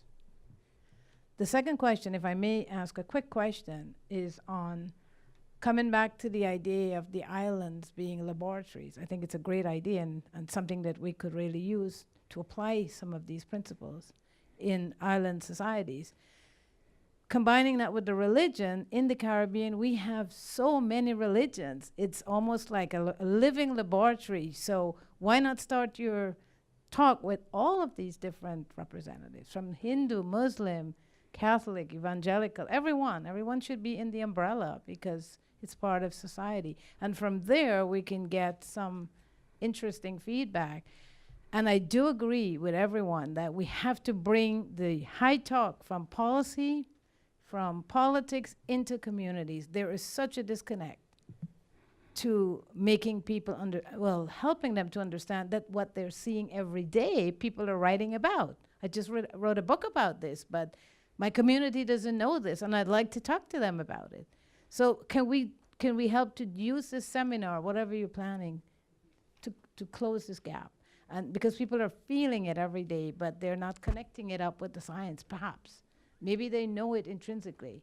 And actually, those are the comments and questions I had. Thank you so much for an interesting. Thank you. Good to today. see you again. Yes. Any others? We'll take 4 more quickly, and then we'll try to address them. So let's try and get through them quickly. We start with you at the back. Thank you very much. My name is Curtis Baxter. I'm from the American Association for Advancement of Science in a program called A Dialogue on Science, Ethics, and Religion. And my question is, it's a 2-part, if I may ask. And this goes to the liturgical point out up there. Or what resources are being provided to those faith-based communities and even to the priest in the SIDS that will help them to translate this message to the parishioners? And a second question is, and this is for the greater church or the bigger church denominations, how are efforts into getting them to help out these small faith-based organizations or helping the churches in the SIDS, and how they can bring their resources to bear on their situation? Thank you. Okay, great. Thank you. And then quickly, yes, please, at the back.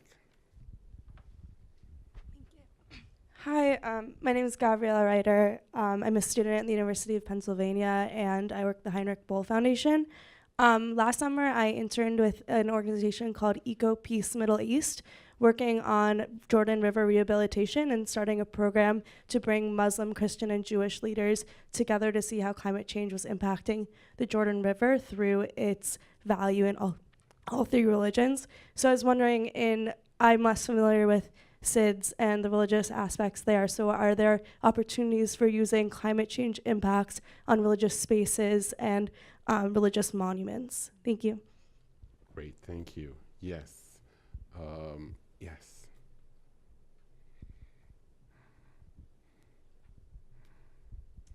Thank you. I'm Divya. I'm from the Public International Law and Policy Group and a student at Brown University. My question's more towards the intersection of ethics, religion, and climate change. I was just reading a book by Oliver Morton, The Planet Remade, and my question's about geoengineering, that as an alternative solution, as a global solution to a global problem. I guess, how do you decide who's responsible for the governance? How do you sort of evaluate the ethics of the solution, and to what extent is it usable, should it be used? Thank you. Great, thank you. Yes, and we go very, very quickly, please.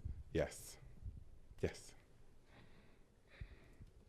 Hello, thank you all for a great discussion today. My name is Pamela Collins. I'm a AAAS Science and Technology Policy Fellow working on green infrastructure and ecosystem restoration. And as I was listening to this discussion today, thinking about the moral imperative of taking care of the least among us, I saw a parallel between the discussion of refugees from, fossil fuel emissions and the associated climate change.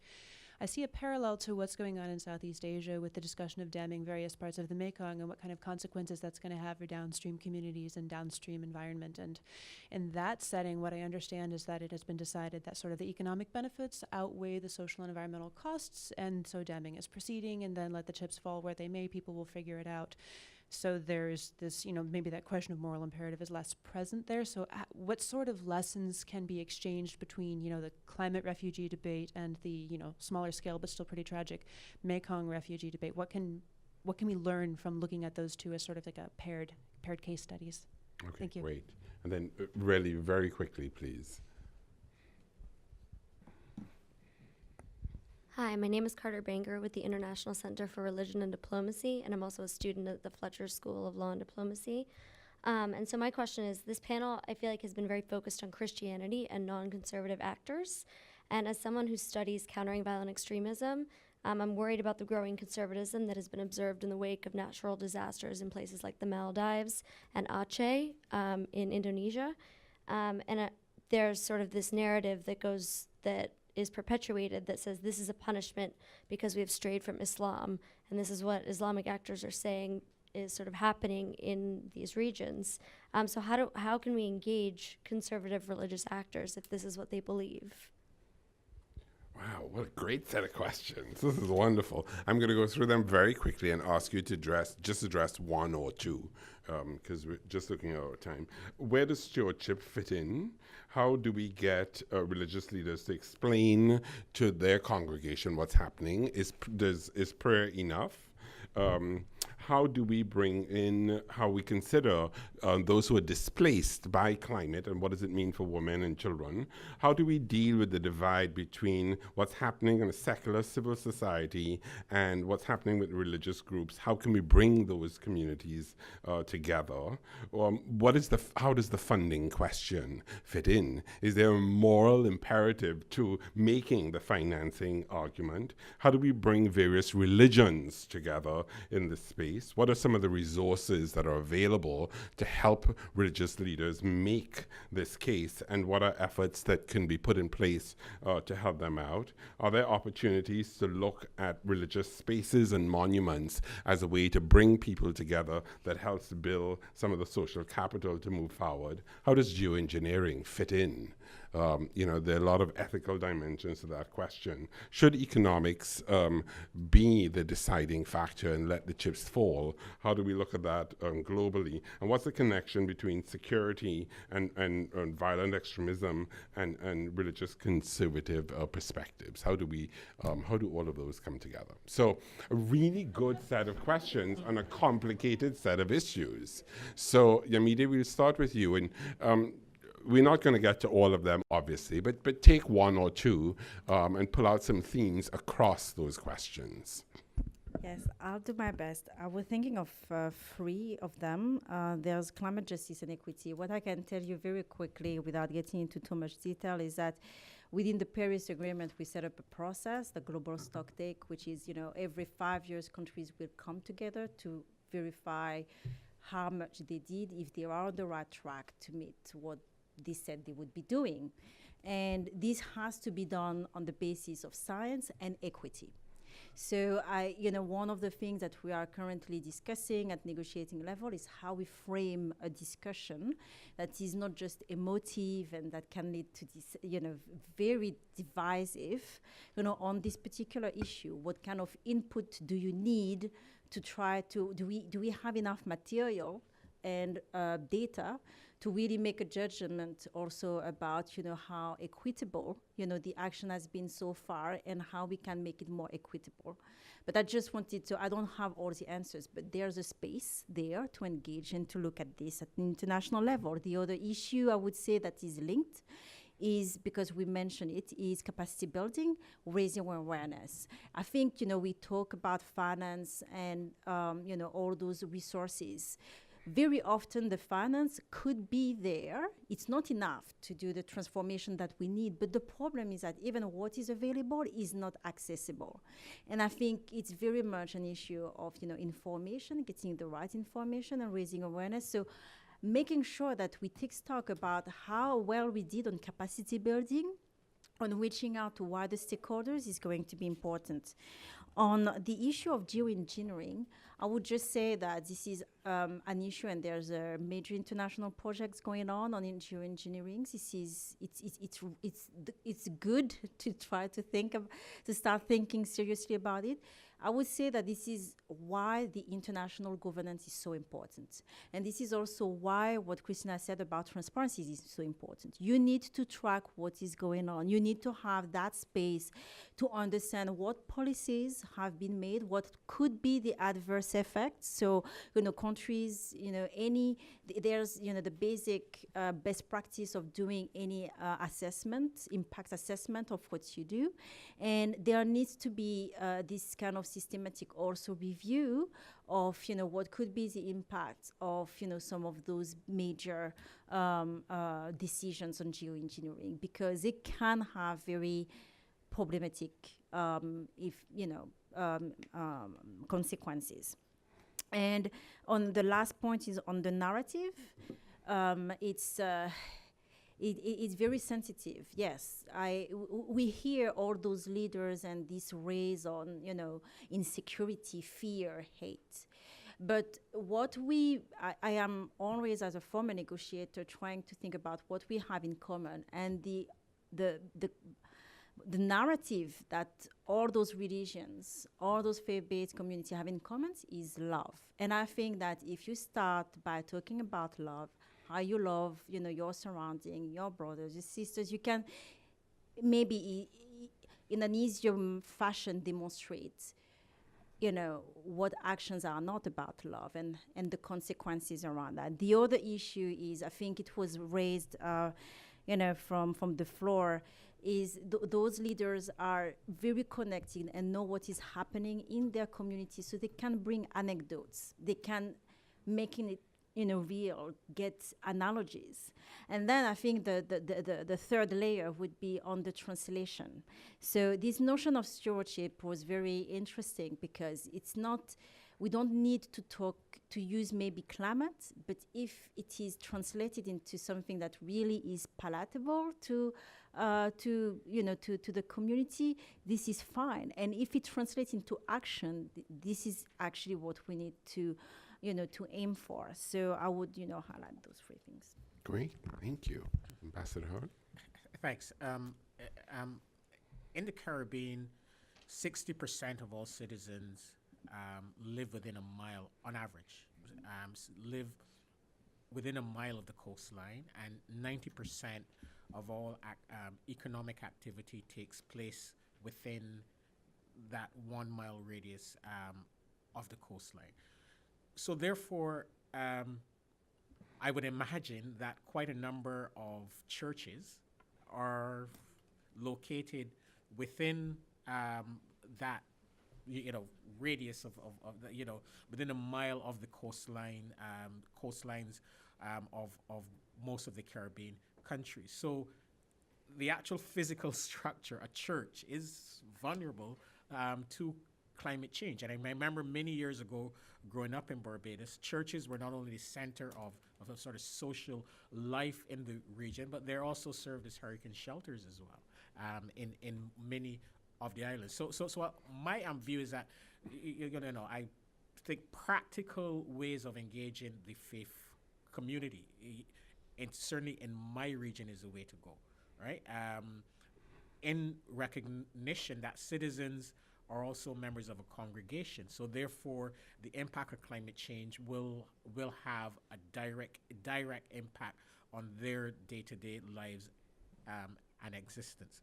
I also believe that we really need to find, as part of national consultative processes, and I must confess I'm not aware if this is so, in national consultative processes in Barbados on climate and sustainable development, etc., whether the church has a seat at the table, or churches or various denominations have a seat at the table. And if not, I believe that they should have a seat at the table. So these are ways of equipping and engaging with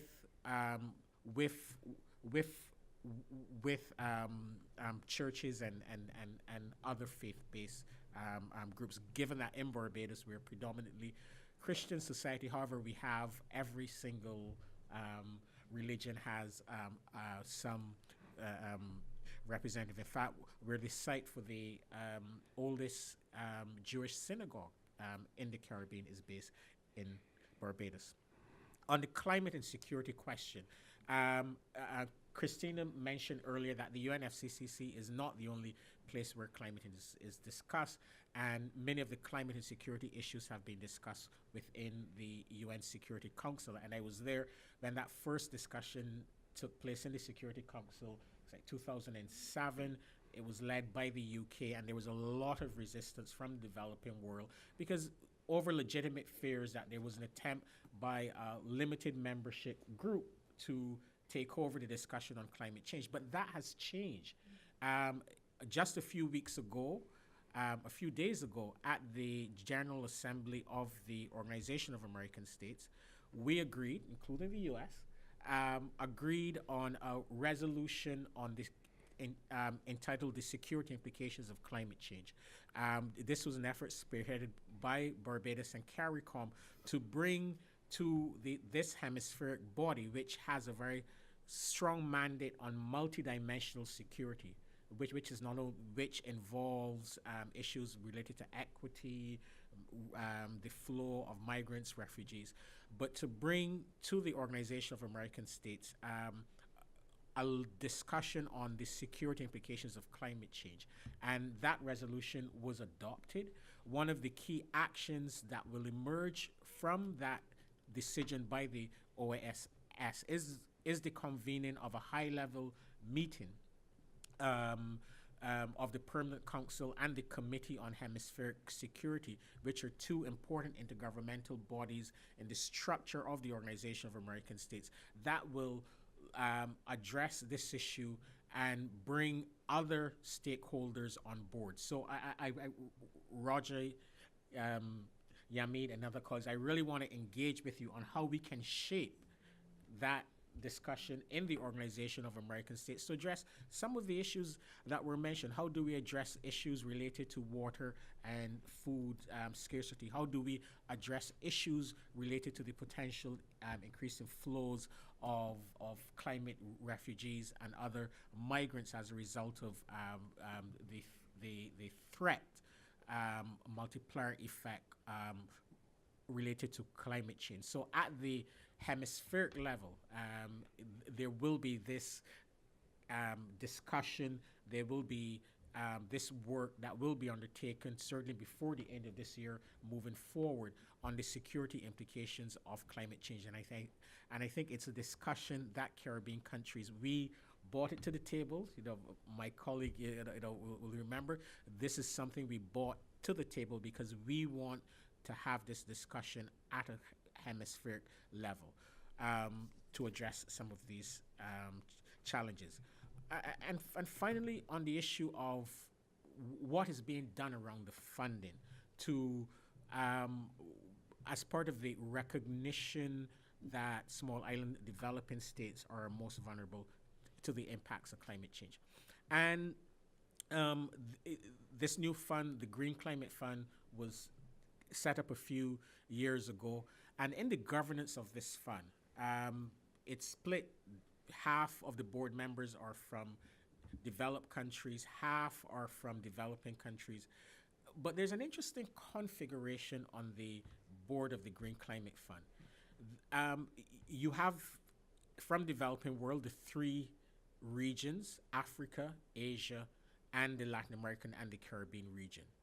But on the board of this fund, there's special seats for the least developed countries and the small island developing states. So you have representatives from Latin America and the Caribbean, from Asia, from Africa, but you have a board member from the least developed countries, which in addition, this group, in addition to the SIDS, are considered the most vulnerable, and a representative from a small island developing state, sitting next to the other board members.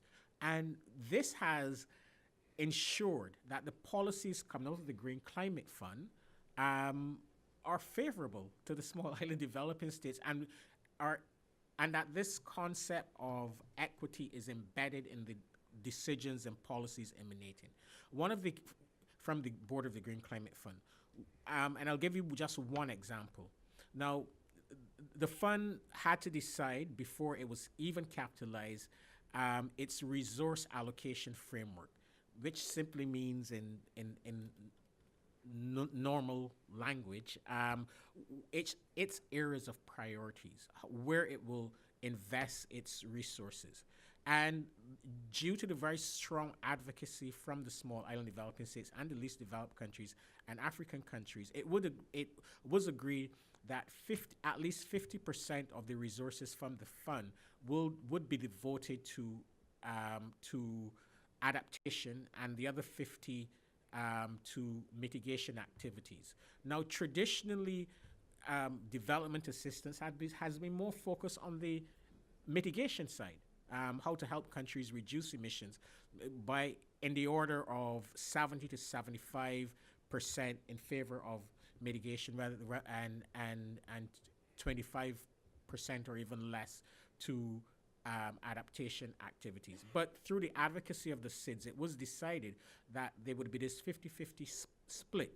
And in the 50% devoted to adaptation, 50% would go to SIDS, the least developed countries, and African countries. So in total, about 25% of the total resources of the Green Climate Fund should go to the smallest and poorest members of the global community. And those are some of the practical, in my view, practical ways that we can embed this concept of equity in how we take decisions at the global level that impact SIDS. Ensuring that they have a seat at the table. Having a seat at the table is just, we don't have a seat at the table at the G7 or the G20, but we have a seat at the table in entities that are established by the United Nations. So this is why multilateralism is such an important aspect of SIDS projecting their interests. So giving them or giving us a seat at the table is critical.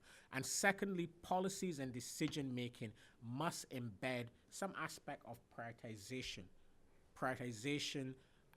differentiation, and recognition of the uniqueness of these countries. So sorry for speaking so long, but it's something that I feel very passionate about.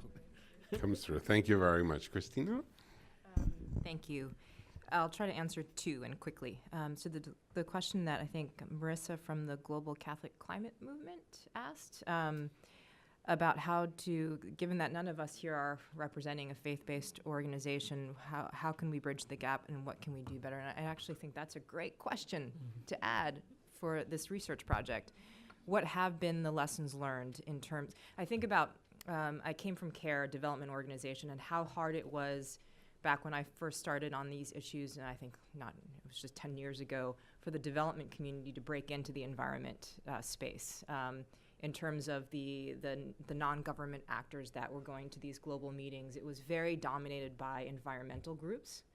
And so maybe some lessons learned and good practices, because I found in the 7 years at the State Department, I was sad, for lack of a better word, of why I wasn't able to engage as much with the faith-based community, given I was working on adaptation and loss and damage related issues. I was surprised and sad.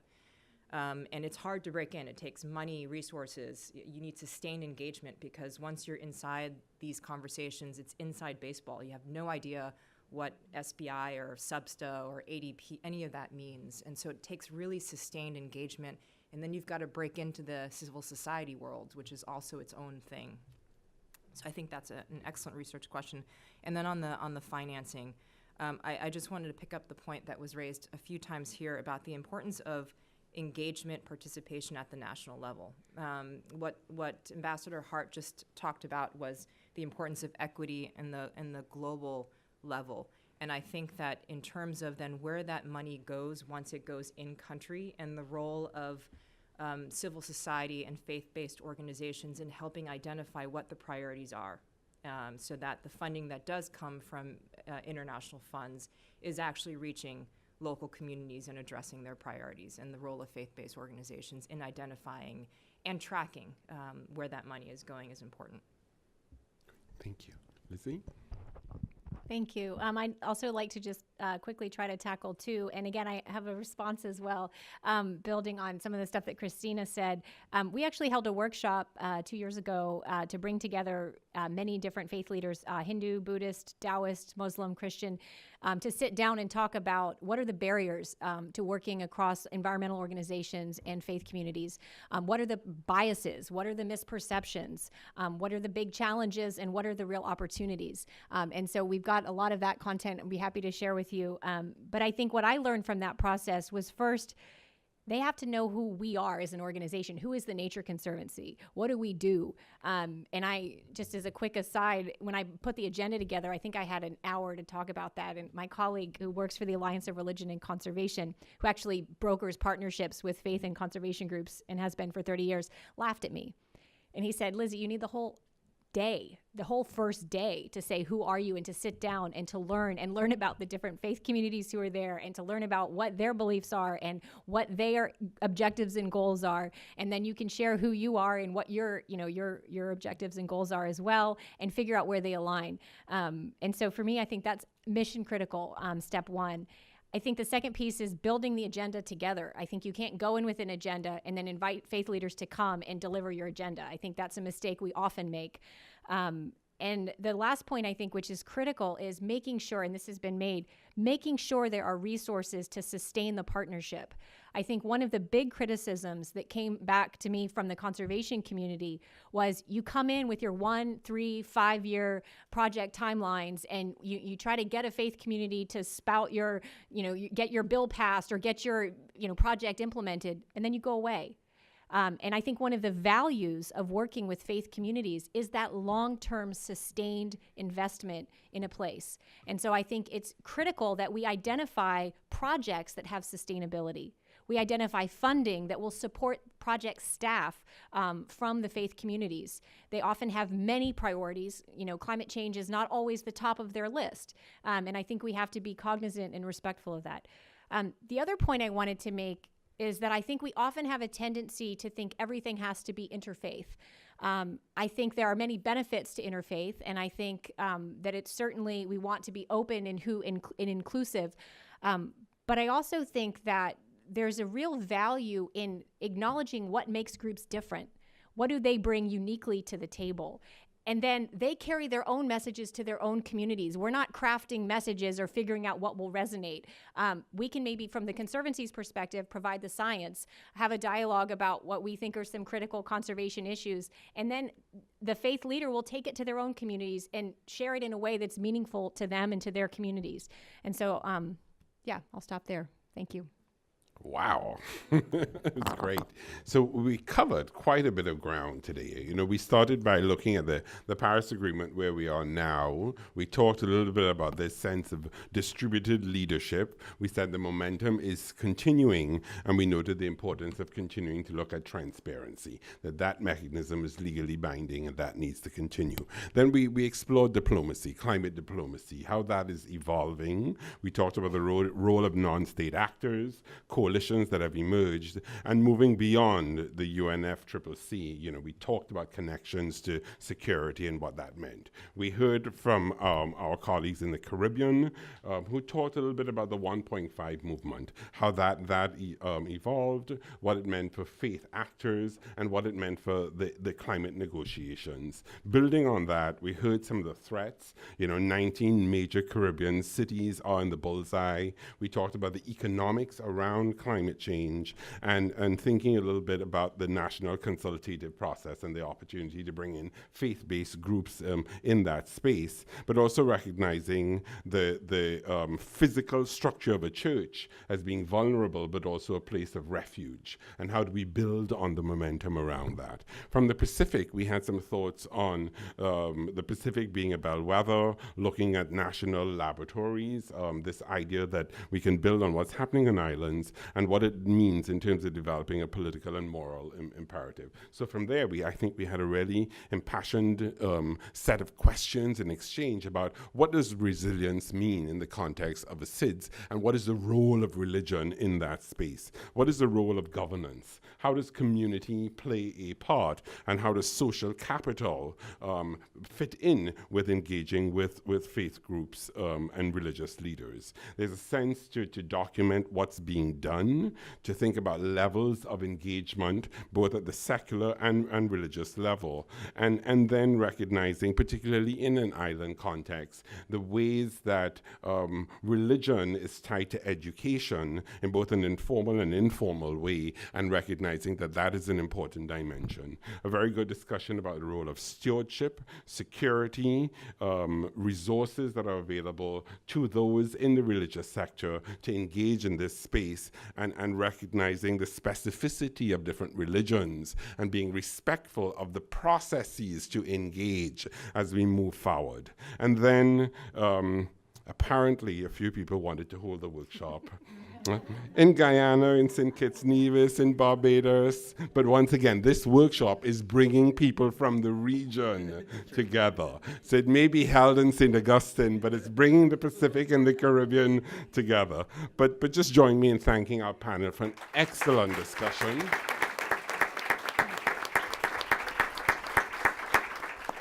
So once again, this is webcast live. It is video archived. You can come back to it. Yamide's presentation will be available for you, and we will write a summary up of the discussion today. So you can come back and have a look at that, and that will be on our blog platform, newsecuritybeat.org. So again, thank you for coming. Hang around and engage a little bit further, and keep posted, because we're going to continue looking at these questions from SIDS and other vulnerable geographies. Thank you so much.